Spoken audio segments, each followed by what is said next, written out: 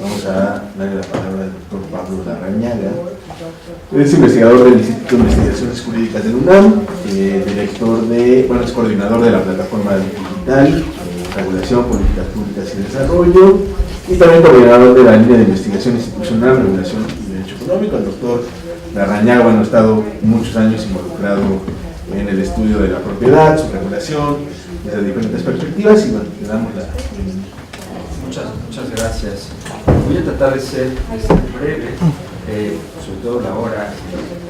A ver si puedo cubrir menos de 40 minutos lo que tengo preparado.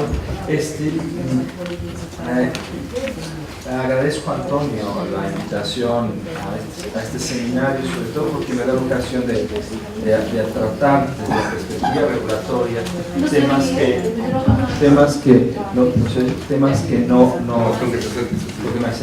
temas que como son el de la propiedad urbana, que no han estado directamente dentro de mis temas de trabajo.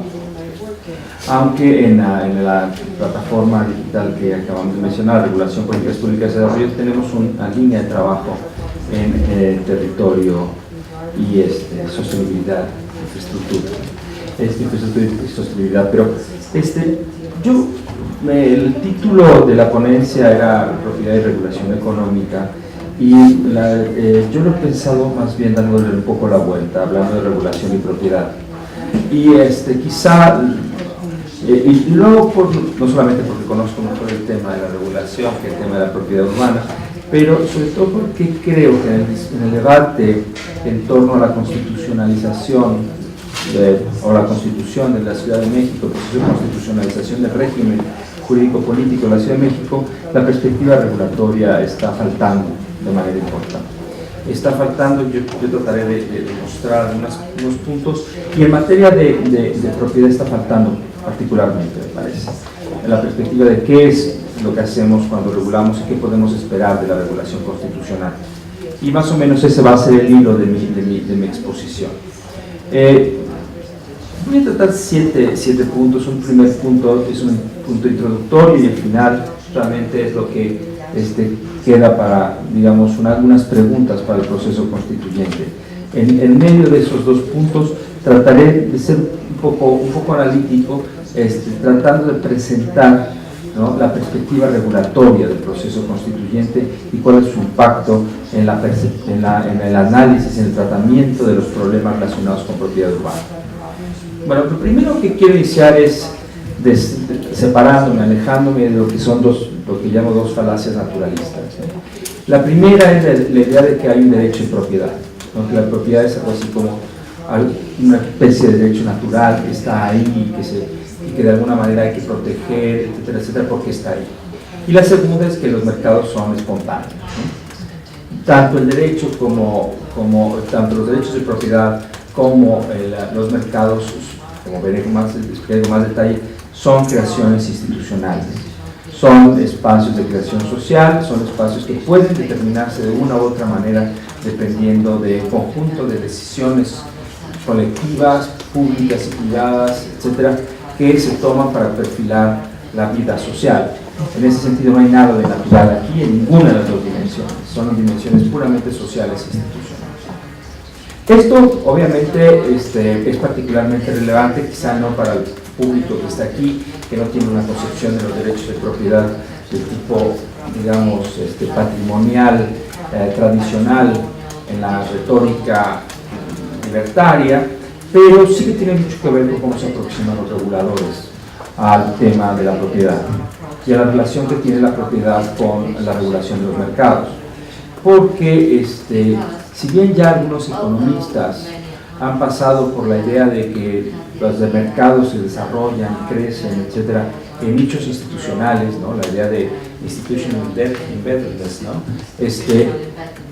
hay algo más que eso. No solamente se trata de que los mercados existen en nichos institucionales, los mercados son regímenes institucionales, no existen ahí de manera como existe, digamos, dentro de un espacio que construyen las instituciones. Los mercados son institucionales y particularmente son regímenes regulativos, es decir, son formas en las cuales nosotros como sociedades gestionamos, ¿no?, problemas de ya veremos más adelante un poquito, pero problemas de coordinación, decisiones colectivas, nada más.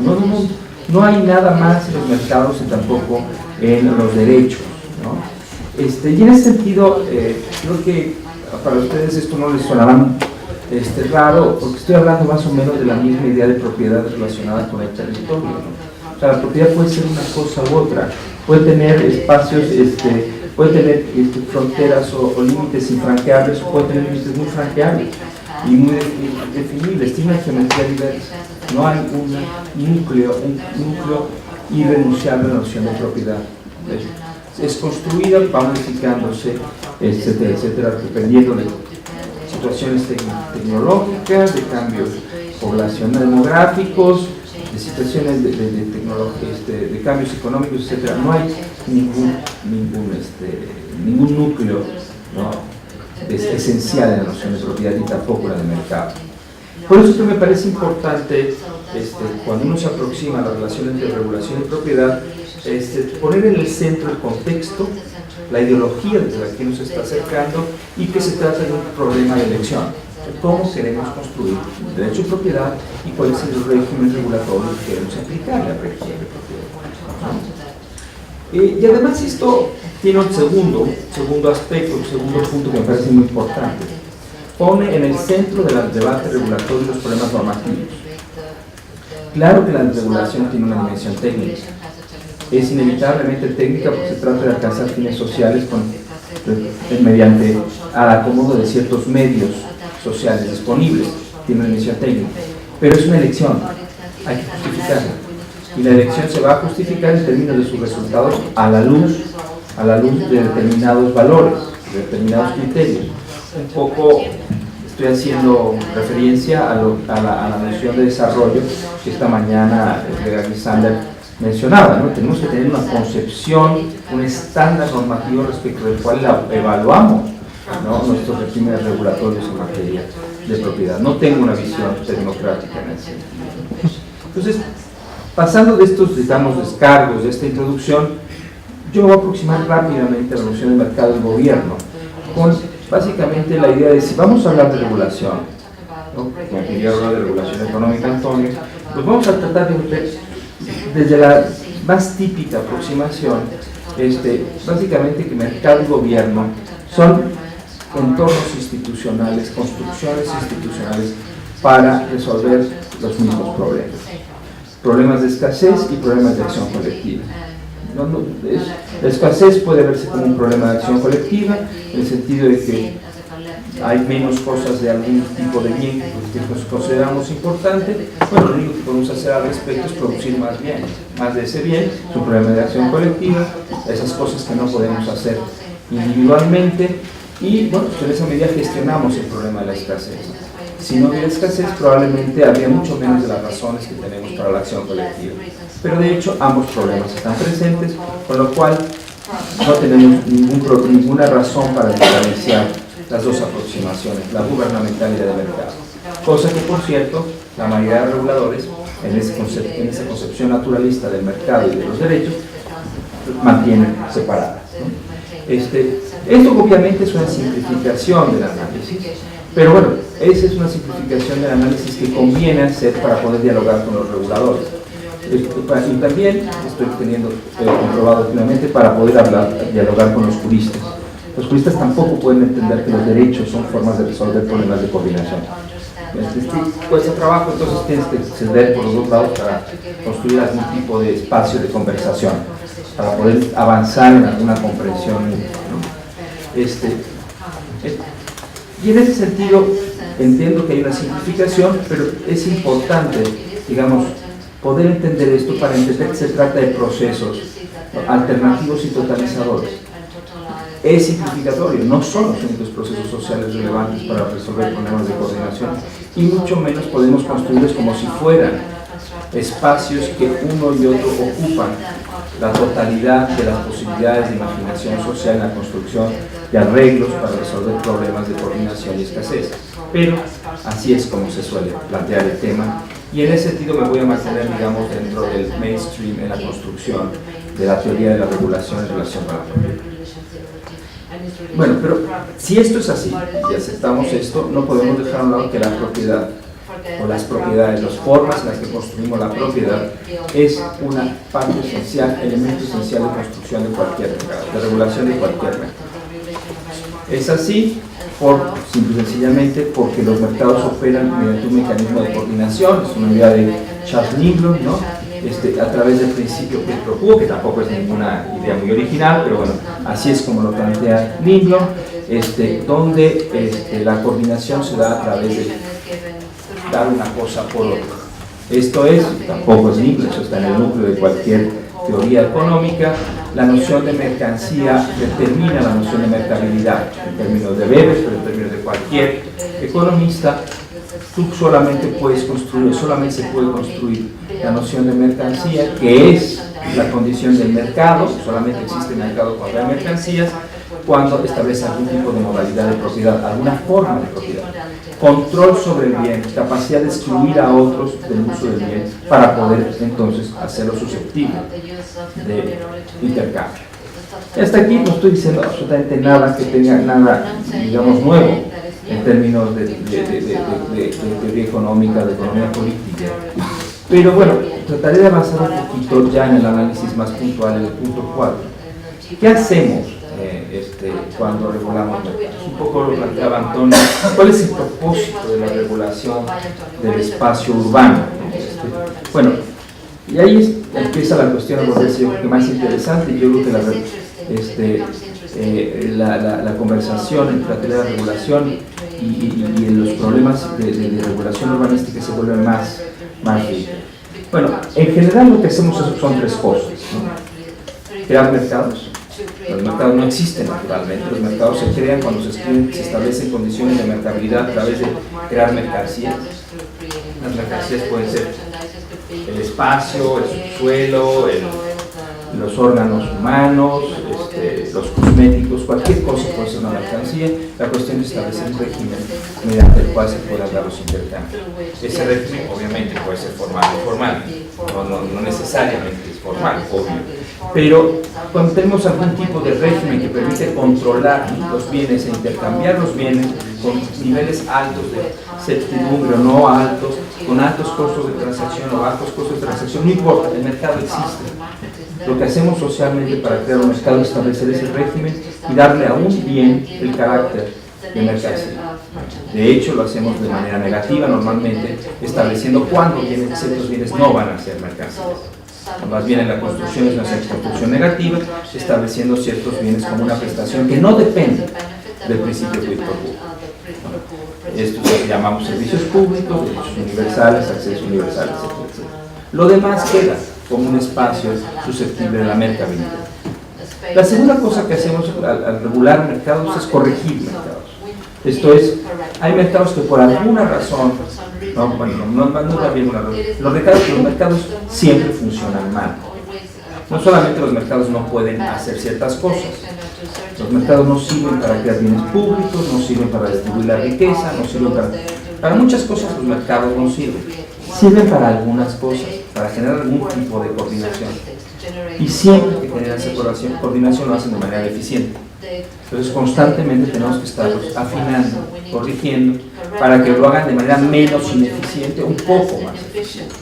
Pero es un principio, digamos, de constante corrección de los mercados, evitando controles monopólicos, internalizando externalidades, etcétera, etcétera, lo que está en el núcleo de la teoría económica, de la corrección de los fallos del mercado. Pero la parte ideológica aquí es que no son fallos, son límites. Pero cuando una vaca no vuela, no falla. Las vacas no vuelan. Si un día se encuentra una vaca volando, entonces a ver qué refleja la teoría. Pero, mientras tanto, que las vacas no vuelan no es un problema, no está fallando una vaca. Depende de la imaginación. Sí, bueno.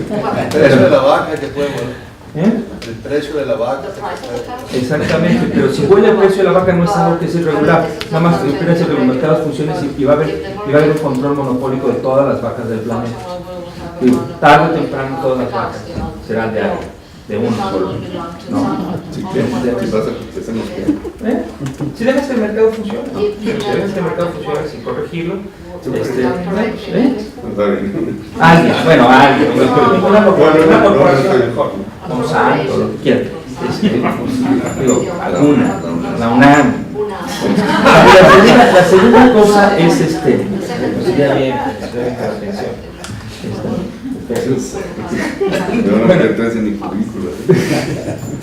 y la tercera cosa que hacemos es limitar mercados, esto es establecer precisamente límites a la mercabilidad, es decir, bueno, sí se puede, pero no hasta cierto punto, lo que llamamos teoría del interés público. Sí, el mercado puede existir, puede desarrollarse, puede funcionar, pero con ciertos límites, ¿no? Derechos de protección al consumidor, etcétera, etcétera, que dice, bueno, sí que funcione, pero hasta aquí, con estos límites, ¿no? Cuando establecemos cláusulas de interés público, etcétera, etcétera, lo que hacemos es limitar. Lo que pasa es que crear mercados, corregir mercados y limitar mercados son cosas bien diferentes cuando estamos pensando de diferentes dimensiones de los mercados, ¿no? Y ese es el punto quinto. Entonces, cuando vemos más o menos de una manera análoga a lo que decía Brown, los hilos en los que se construye la red de una economía de mercado, ¿no? O sea, una red o un tapiz o un tejido de una economía donde hay diferentes dimensiones de un mercado, de la existencia de un mercado contemporáneo, o sea, no son dimensiones que se sigan temporalmente o que vayan siendo etapas en un desarrollo, sino son simplemente hilos que van tejiendo una red, ¿no? Y en ese sentido yo he pensado llamarlo más o menos dimensiones de los mercados o visiones que podemos ver de los mercados. Cuando vemos los mercados como mecanismos, el gran problema, ¿no? Como mecanismos de coordinación social, los grandes problemas son los problemas de información. Es el gran argumento de la economía austríaca a favor de la existencia de mercados, Hayek, ¿no? Que después fue heredado por Chicago, sin saberlo, lo supieron algunos, pero otros no lo supieron, y a se les olvidó de manera intencional, porque decía cosas que luego no les gustaban. O sea, cuando hablas de Hayek, ¿no? Como más liberal, más sensato que la escuela de Chicago, es grave para la escuela de Chicago, pero es así. El gran problema de la información, la razón por la que debe existir el mecanismo de mercados es porque permite manejar, gestionar problemas de falta de información en la sociedad, y las elecciones sociales son de mejor calidad en principio si se realizan de manera coordinada a través del orden espontáneo del mercado. Es el argumento. El segundo elemento del segundo concepto que está detrás, el segundo tema, problema que viene a resolver los mercados, es el de la utilidad social vinculada con el equilibrio competitivo. Esa es toda la teoría neoclásica del equilibrio competitivo y toda la teoría normativa del mercado basada en la teoría del equilibrio competitivo, Paretos, etcétera, etcétera. Esos son los problemas que eventualmente cuando yo creo un mercado visualizando esos temas, o sea, si está editando, eso es lo que viene a resolver la regulación del mercado.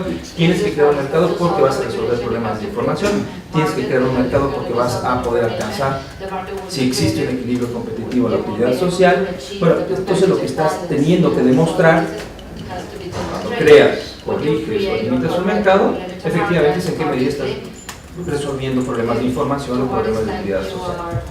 Eso es un tema, es un discurso que da para muy poquito, pero verdaderamente para muy poco. Realmente habría muy pocas justificaciones en términos del régimen regulatorio del mercado para establecer normas. O sea, es un régimen enormemente pobre, no tiene un sustrato particularmente interesante. Esto es lo que acabo de decir, básicamente es que la análisis económica del derecho, cómo se cultiva, es poco importante para la regulación. ¿Cómo se cultiva? No digo que no sea la perspectiva. Cuando vemos los mercados como estructura, la cuestión se vuelve mucho más interesante, me parece. Y estamos hablando precisamente de formalidad, cuando estamos viendo el problema de las asimetrías del poder social que se dan en nuestros procesos de coordinación espontánea a través del quid pro quo. Obviamente no hace falta ser particularmente progresista para ver, ¿no? Con toda nitidez que no todas las personas que participan en el mercado se encuentran en situaciones de poder social igual, simplemente sobre la base de la propia distribución de la propiedad. Y además de reconocer este elemento fundamental, estructural de la sociedad donde hay una asimetría de poder, entonces los mercados deben ser creados, corregidos y limitados a la luz de ese diferencial de poder social. Viene otro elemento que es intrínseco a la naturaleza social de los mercados. esto es Weber, tampoco estoy en esto en original en absoluto, los mercados son procesos violentos, son procesos de lucha. Son procesos de lucha, no necesariamente violentos, pero son procesos de lucha. Los mercados no son procesos de armonía social, de integración social al adulto, etcétera, etcétera. Son procesos disruptivos, porque se da una lucha por el intercambio, varios oferentes, varios luchan entre sí por el intercambio con un demandante o un grupo de demandantes, y luego, una vez que se establece ya la relación posible o probable, dice Weber, viene la lucha de un demandante y un oferente por el precio. Y esa es una sociedad que tiene sus ventajas como una sociedad comercial, más civilizada y pacífica.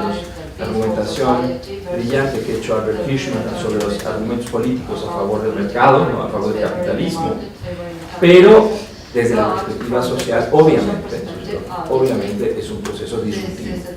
Entonces, cuando creas, corriges o limitas un mercado a la luz de su naturaleza estructural y a la luz del poder social, lo que tienes que tomar en cuenta son esos elementos son los que estás moviendo. Los mercados además son regímenes institucionales, como decía al principio. No solamente existen en nichos institucionales, son institucionales.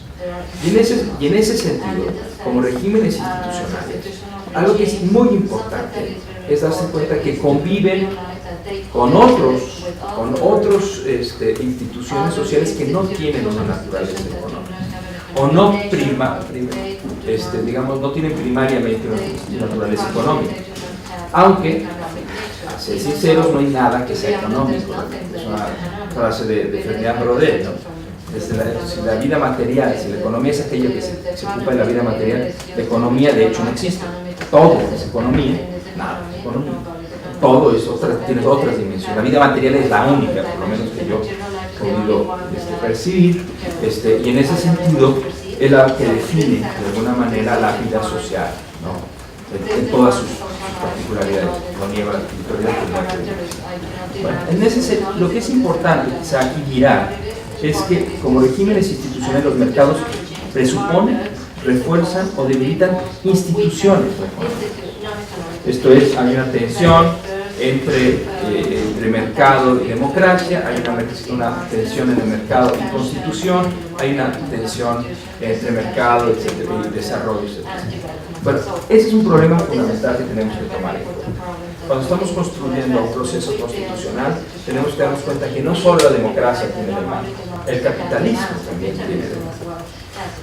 Y voy al último punto, al punto del mercado como orden económico. Aquí el tema central, cuando regulamos, creamos un mercado, pensamos el mercado como orden económico o los mercados como órdenes económicos, nos tenemos que dar cuenta, y yo creo que es importante no perder de vista, que los mercados hacen posible ciertas formas de vida. Mañana iniciamos el Buen Fin. Esa es una forma de vida valiosa, que mucha gente valía, tiene en enorme valía su capacidad de consumo. La inmensa mayoría de los seres humanos trabajan, dedican la mayoría de su tiempo, su vida, a producir, a generar recursos para gastarlos consumiendo.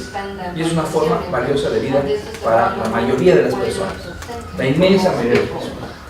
A lo mejor a algunos no les gusta, pero eso es lo que genera el mundo del orden económico de mercado. No genera contención del consumo, no genera protección del medio ambiente, no genera buen fin. Y hace posibles esas formas de vida e imposibles otras. O sea, o al menos muy difíciles otras formas de vida. Otras formas de vida que se alejan de esos valores. Y esto, el segundo punto que nos pone esta parte cuando vemos los mercados como órdenes económicos, es que no podemos hablar de regulación de ningún tipo de orden de mercado sin pensar precisamente en el horizonte del desarrollo. Esto es, pasar precisamente de la noción de crecimiento, esto es de crecimiento económico o de crecimiento de cualquier otra cosa, de una población, sin que esto nos plantee el problema de es lo mismo crecer que desarrollar. O sea, ¿cuál es la noción que tenemos de orden en relación con el objeto? Yo de esto no sé, pero hablando un poco con Antonio en varias ocasiones, he pensado, ¿cuál es la idea de la creación del ordenamiento y la creación del orden sin el estándar del desarrollo? Pues simplemente el ir de alguna manera metabolizando socialmente el cambio, o hay una idea de progreso del que probablemente no podemos deshacernos los que hablamos de regulación, de un cambio ordenado hacia un estado de cosas con propiedades sistémicas superiores. No lo sé, pero es un problema que tenemos. Si nos centramos, digamos, ya tenemos esta visión de la regulación, donde la creación, la corrección y la limitación de mercados se despliega sobre los mecanismos, las estructuras, los regímenes institucionales y el orden, ¿no? Una matriz, digamos, que es compleja, son 12 posibilidades que tendríamos que ver en qué consiste regular, y estas las proyectamos sobre las políticas regulativas, las políticas territoriales urbanas y la política, la noción normativa que está detrás. Yo creo que nos presenta tres grandes temas de reflexión que me parece que hay que, y lo voy a ver enseguida en relación con la Constitución de la Ciudad de México, que tiene que estar en el foco de lo que estamos pensando. La primera, obviamente, es la dimensión espacial del territorio y la ubicuidad, obviamente, ¿no? O sea, las cosas ocurren en un lugar y en un momento. A diferencia de otros ámbitos de la regulación, cuando uno regula una actividad de carácter urbana, territorial, un espacio de construcción, zonificación, cuando uno hace una expropiación, etcétera, etcétera, está creando un efecto sobre dónde y en qué momento pueden ocurrir cosas que no pueden ser desplazadas ni a otro lugar ni a otro momento. En eso es muy diferente la regulación urbana de la regulación financiera, de la regulación de la inversión, de la regulación en materia tecnológica, de la inversión. Hay una restricción espacial que hace que se convierta en temporal inmediatamente. Eso hace que la regulación en este ámbito sea particularmente compleja. No puedes desplazar inversión en tecnología, modelos tecnológicos, porque dentro de 10 años va a haber desarrollo de esa tecnología y entonces los costos de hoy los puedo justificar sobre los beneficios del futuro, y entonces estoy creando un modelo de desarrollo. Aquí me parece que se complica ese problema. Otro problema es el de precisamente el ordenamiento territorial como orden. Es decir, el problema de la cuando ordenamos, por ejemplo, el sector de las telecomunicaciones, podemos de alguna manera establecer una disociación entre la regulación para potenciar el desarrollo de la infraestructura red, ¿no? Y la regulación del mercado, pues, que va a operar sobre esa red y vamos haciendo de alguna manera trade-offs. Voy a dejar que un poco monopolice la red cierto agente económico, cierto conjunto de agentes económicos, porque eso me permite la inversión que a la larga va a poder, sobre esa infraestructura, crear un mercado.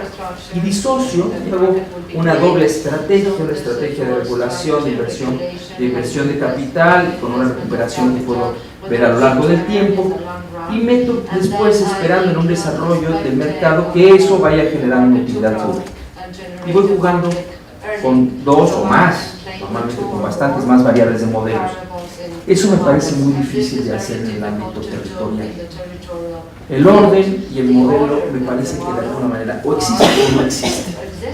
No puedo jugar con modelos incompletos, por decirlo de alguna manera. Y esta es una idea que la verdad es que me gustaría desarrollar posteriormente en otros.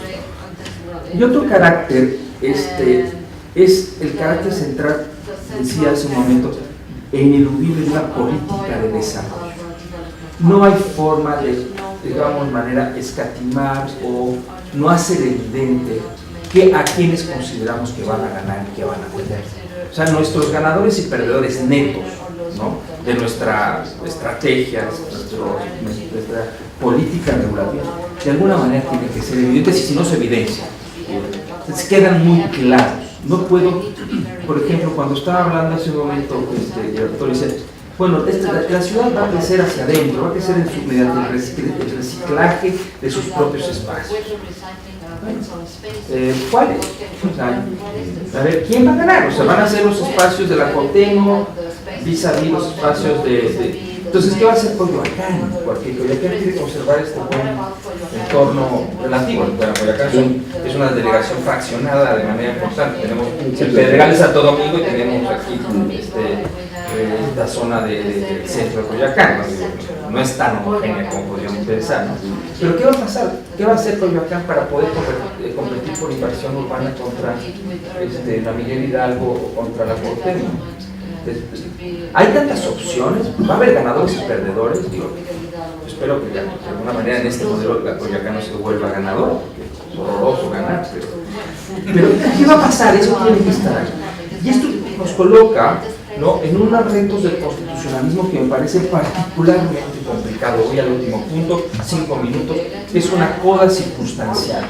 Y es más circunstancial realmente que solamente la Constitución de la Ciudad de México.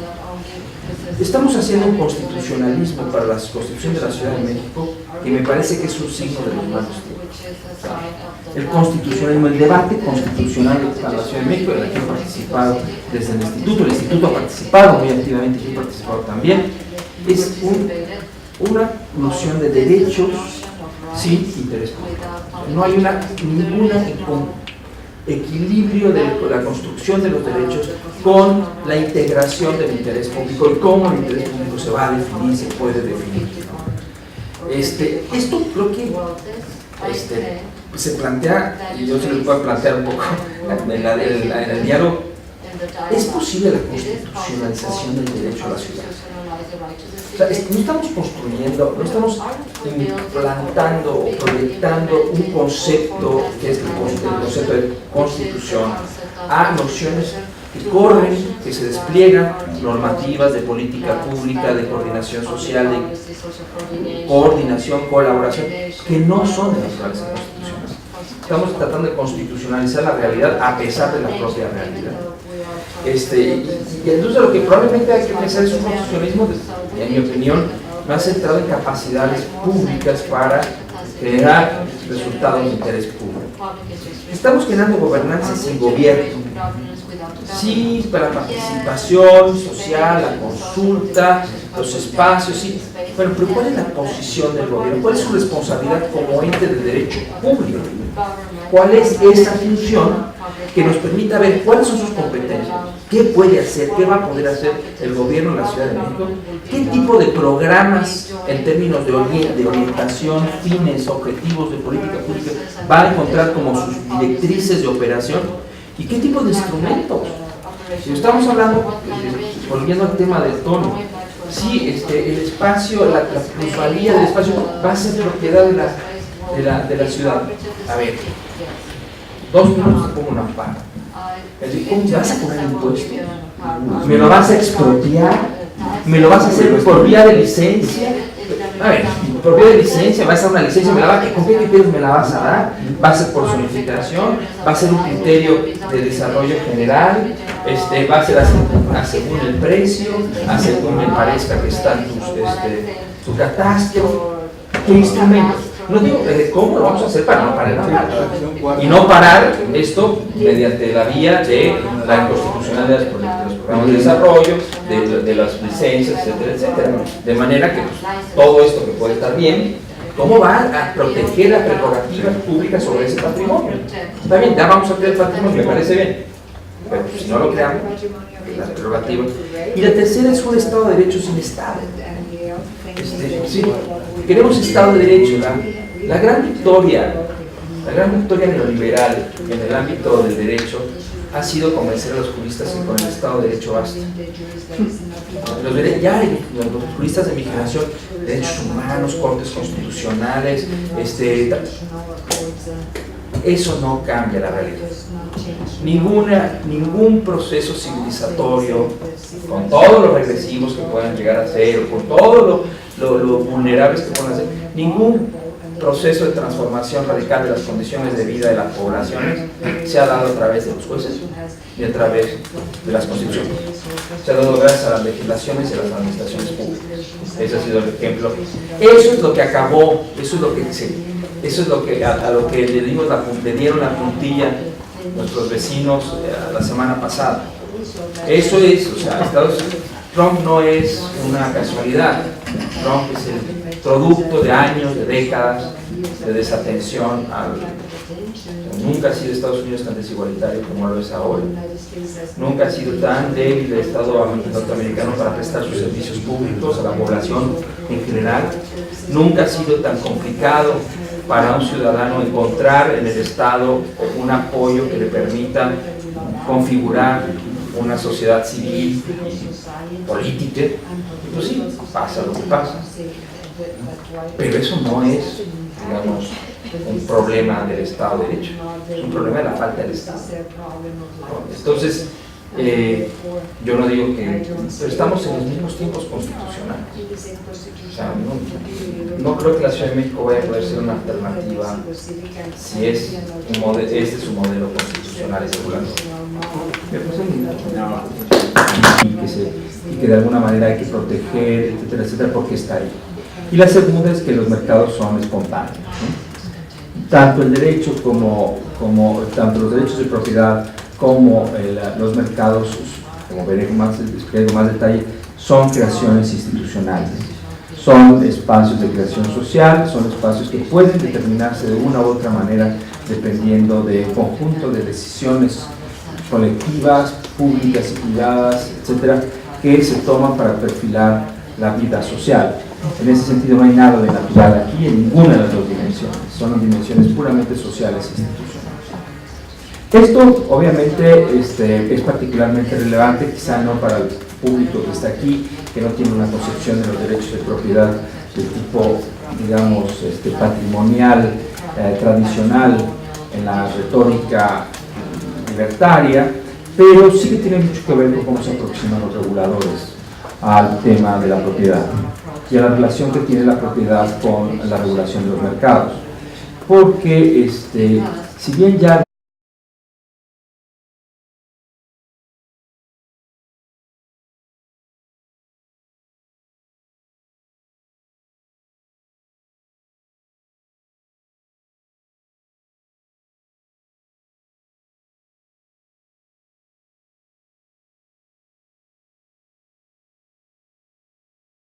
vamos a darle la palabra al doctor Pablo Larrañaga. Es investigador del Instituto de Investigaciones Jurídicas del UNAM, es coordinador de la plataforma digital, regulación, políticas públicas y desarrollo, y también coordinador de la línea de investigación institucional, regulación y derecho económico. El doctor Larrañaga ha estado muchos años involucrado en el estudio de la propiedad, su regulación, desde diferentes perspectivas, y bueno, le damos la bienvenida. Muchas gracias. Voy a tratar de ser breve, sobre todo la hora. A ver si puedo cubrir menos de 40 minutos lo que tengo preparado. Agradezco a Antonio la invitación. La perspectiva regulatoria está faltando de manera importante. Está faltando, yo trataré de mostrar unos puntos, y en materia de propiedad está faltando particularmente, me parece, en la perspectiva de qué es lo que hacemos cuando regulamos y qué podemos esperar de la regulación constitucional. Y más o menos ese va a ser el hilo de mi exposición. Voy a tratar siete puntos. Un primer punto es un punto introductorio, y el final realmente es lo que queda para, digamos, algunas preguntas para el proceso constituyente.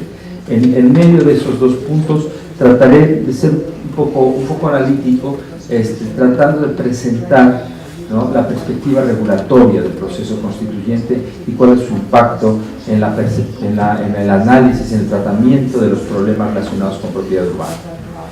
Bueno, lo primero que quiero iniciar es separándome, alejándome de lo que llamo dos falacias naturalistas, ¿no? La primera es la idea de que hay un derecho de propiedad, ¿no?, que la propiedad es algo así como una especie de derecho natural que está ahí. Algunos economistas han pasado por la idea de que los mercados se desarrollan, crecen, etcétera, en nichos institucionales, ¿no? La idea de institutional embeddedness, ¿no? Hay algo más que eso, no solamente se trata de que los mercados existen en nichos institucionales, los mercados son regímenes institucionales, no existen ahí de manera como existe, digamos, dentro de un espacio que construyen las instituciones. Los mercados son institucionales y particularmente son regímenes regulativos, es decir, son formas en las cuales nosotros como sociedades gestionamos, ¿no?, problemas de, ya veremos más adelante un poquito, pero problemas de coordinación, decisiones colectivas, nada más. No hay nada más en los mercados y tampoco en los derechos, ¿no? Y en ese sentido, creo que para ustedes esto no les sonará raro, porque estoy hablando más o menos de la misma idea de propiedad relacionada con el territorio, ¿no? O sea, la propiedad puede ser una cosa u otra, puede tener espacios, puede tener fronteras o límites infranqueables. Este seminario, sobre todo porque me da ocasión de tratar desde la perspectiva regulatoria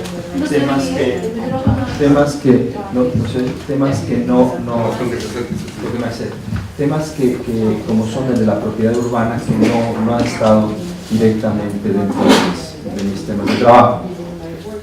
Aunque en la plataforma digital que acabamos de mencionar, Regulación, Políticas Públicas de Desarrollo, tenemos una línea de trabajo en territorio y sostenibilidad, infraestructura y sostenibilidad. Pero el título de la ponencia era Propiedad y Regulación Económica, y yo lo he pensado más bien dándole un poco la vuelta, hablando de regulación y propiedad. Y quizá y luego, no solamente porque conozco mejor el tema de la regulación que el tema de la propiedad urbana, pero sobre todo porque creo que en el debate en torno a la constitucionalización o la constitución de la Ciudad de México, el proceso de constitucionalización del régimen jurídico-político de la Ciudad de México,